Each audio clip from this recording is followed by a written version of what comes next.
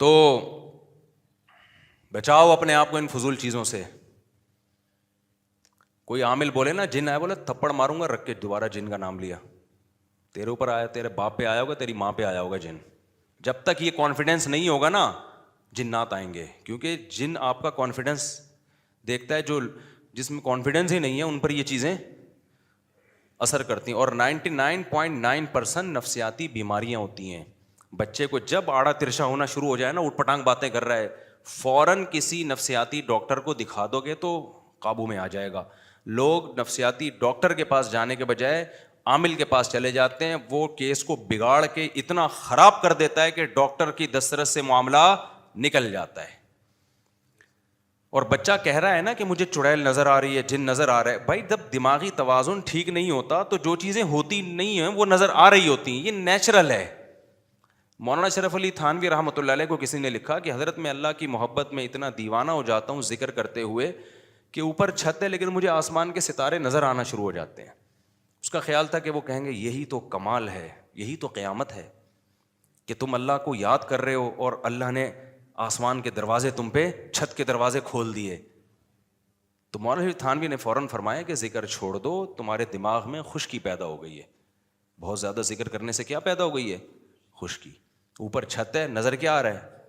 ستارے نظر آ رہے ہیں. دن میں تارے نظر آتے ہیں تو پاگل ہے نا یہ, جس کو دن میں تارے نظر آ رہے ہیں. تو جس کو اوپر چھت پہ بھی تارے نظر آ رہے ہوں تو پاگل ہے. انہوں نے کہا چھوڑ دو بھائی, فی الحال تمہارا دماغ صحیح کام, نارمل. بہت زیادہ عبادت کرنے سے بھی مسئلہ خراب ہوتا ہے نا. تو نارمل لائف گزارو, ہنسی خوشی. اسلام نیچرل دین ہے.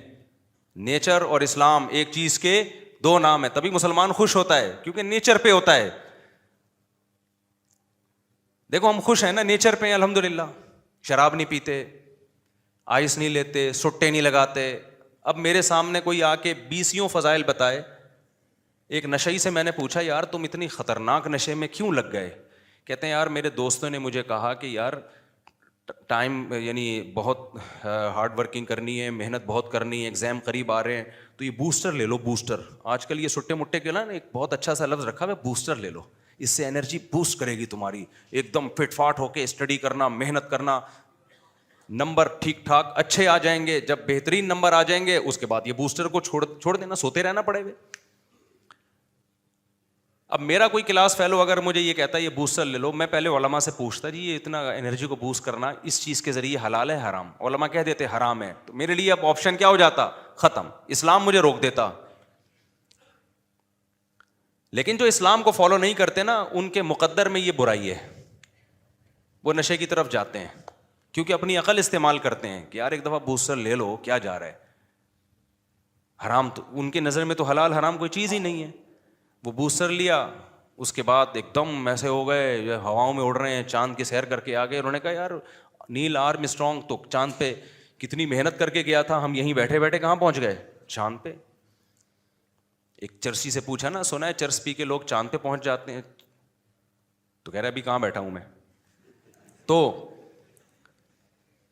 لیکن رزلٹ کیا نکلتا ہے؟ وہ بوسٹر لینے کے بعد چسکا لگتا ہے. پھر کیونکہ زندگی میں ٹینشنیں تو آتی رہتی ہیں, ایک امتحان کی ٹینشن تھوڑی ہے, 20 ٹینشنیں اور آئیں گی. پھر ٹینشن آئے گی تو پھر یار وہ اس دن چھٹا لگایا تھا, بڑا مزہ آیا تھا, ٹینشن فری ہو گیا تھا, دوبارہ لگاؤ, ہوتے ہوتے اس کے بعد برباد, نشئی. تو یہ حساب ہوتا ہے. تو ہمیں اسلام نے بچا لیا, ہمیں ضرورت ہی نہیں ہے سٹا لگانے کی. بھائی ایک چائے تھی, ہم نے وہ بھی بہت کم کر دی ہے. جان چھڑاؤ اس مصیبت سے بھی یار, جہاں جا رہے ہو چائے چائے چائے کا عذاب ہے. کوئی فائدہ نہیں ہے چائے کافی کا, وہ صرف پراٹھے کی رہ گئی ہے میری, کیونکہ وہ نوالا حلق میں چائے کے بغیر اترتا ہی نہیں ہے. اللہ کرے اس سے بھی جان چھوٹے. اب وہ پراٹھا ہی چھوڑنا پڑے گا. اب پراٹھا چھوڑ دیں تو پھر رہ گیا جائے گا یار. زندگی میں شادیاں بھی ہو گئی ہیں, پراٹھا ہی رہ گیا اب, ایک انٹرٹینمنٹ کی چیز. خیر, تو چند خوبیاں برائیاں ایسی ہیں جس کی وجہ سے ہماری ہر خوبی پہ ہر خوبی چھپ رہی ہے. یہاں لوگوں میں جذبہ ہے بیواؤں پہ, یتیموں پہ خرچ کرنے کا. خدا کی قسم ایسا جذبہ ہے, آنسو نکلتے ہیں. پتہ چل جائے کہ یہ محتاج ہے.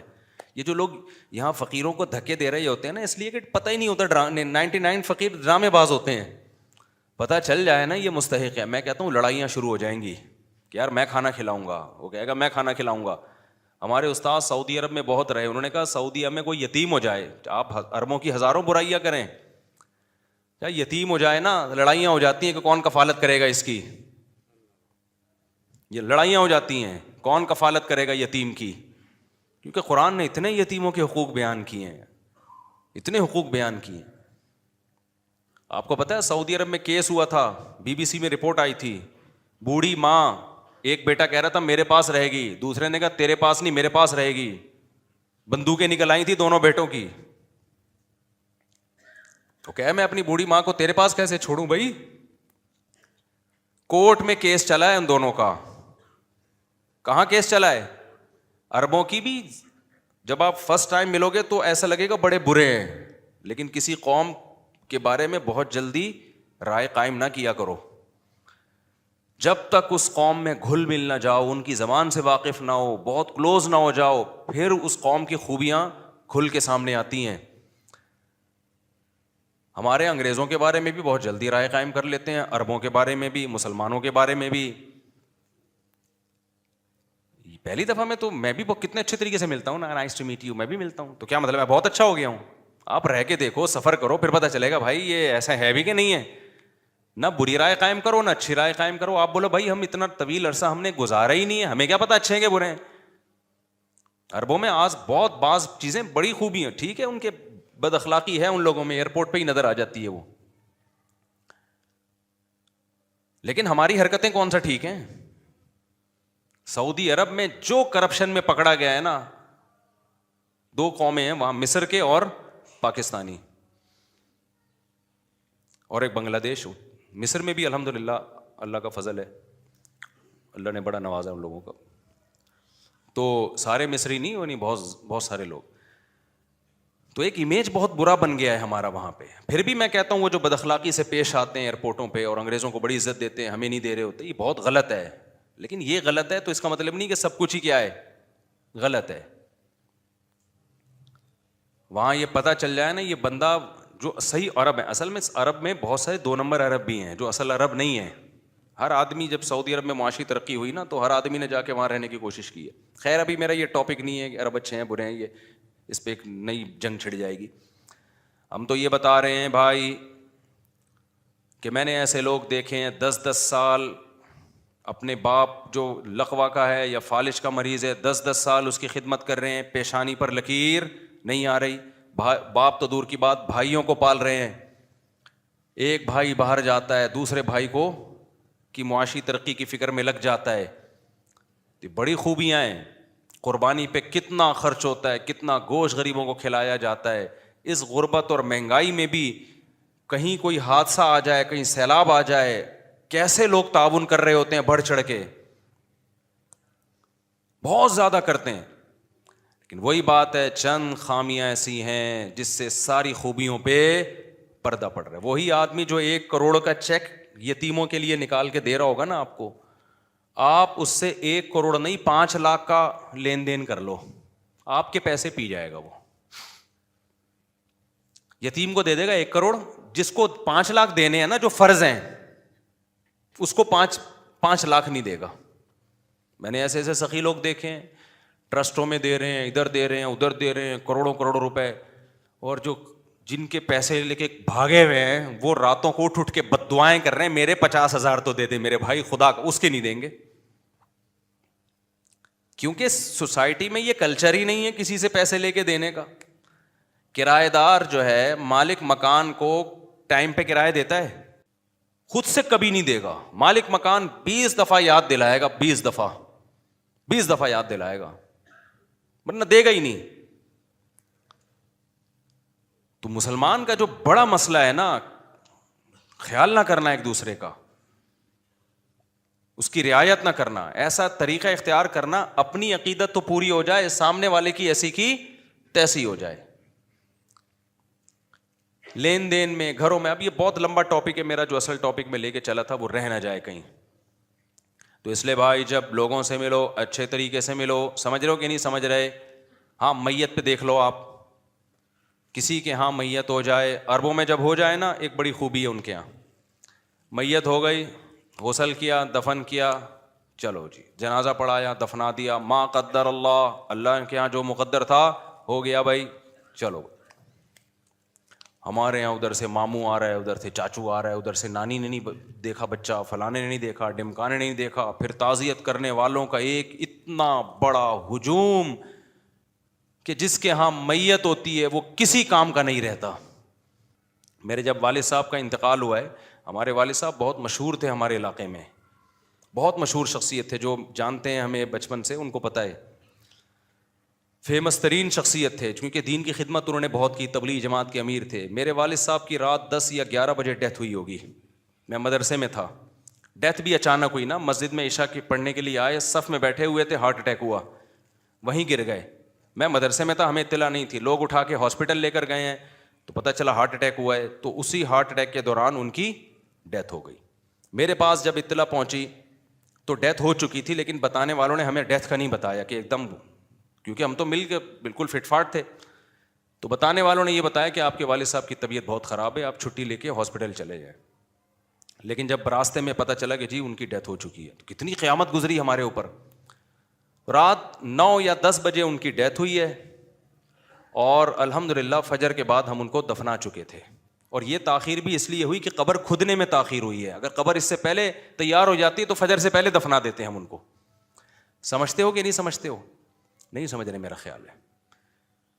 یہ اجمیوں کی رسم ہے, یہ غیر مسلموں کی رسم ہے. میت پہ گھنٹوں گھنٹوں منہ دکھائی, رونمائی, پھر جب ہم نے فجر کے بعد دفنایا, اور فجر کے بعد بھی دفنانے میں تاخیر کیوں ہوئی ہے, میں نے بتایا نا, قبر کھودنے میں, پتھریلی زمین تھی, قبر کھودنے میں بہت ٹائم لگ گیا. فجر کے بعد میں نے جنازہ پڑھایا, دفنا دیا.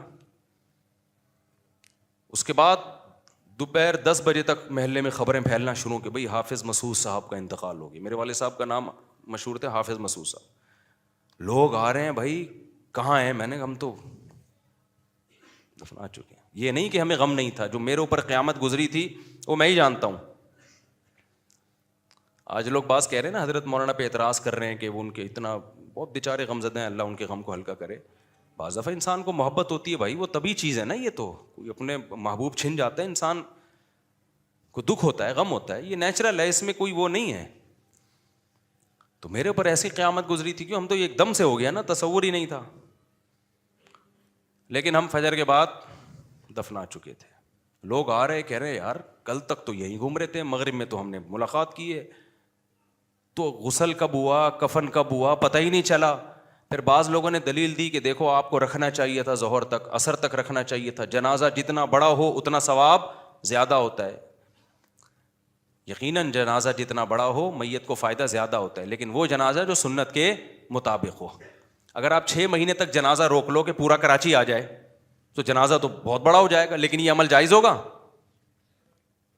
ایک سنت پوری کرنے کے لیے ایک دوسری سنت کو آپ نظر انداز کر رہے ہو جو اس سے زیادہ امپورٹنٹ ہے. شریعت میں جلدی دفنانا یہ زیادہ امپورٹنٹ ہے بنسبت جنازے کو بڑا کرنے کے. ہمارے حضرت ایک مثال دیا کرتے تھے کہ سنت والا چھوٹا جنازہ وہ غیر سنت والے بڑے جنازے سے افضل ہے.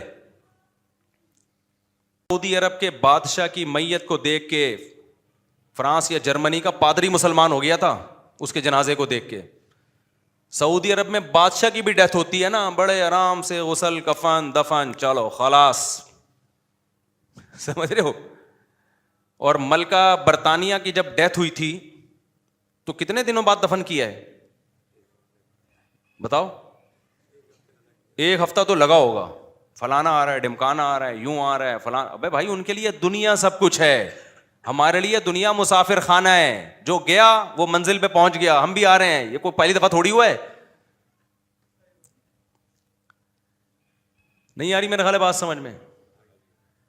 تو اس لیے مرو بھی آرام سے, مرنے بھی آرام سے دو. پہلے پہنچ گیا, ہم اگلے اسٹیشن سے آ رہے ہیں, ٹھیک ہے نا.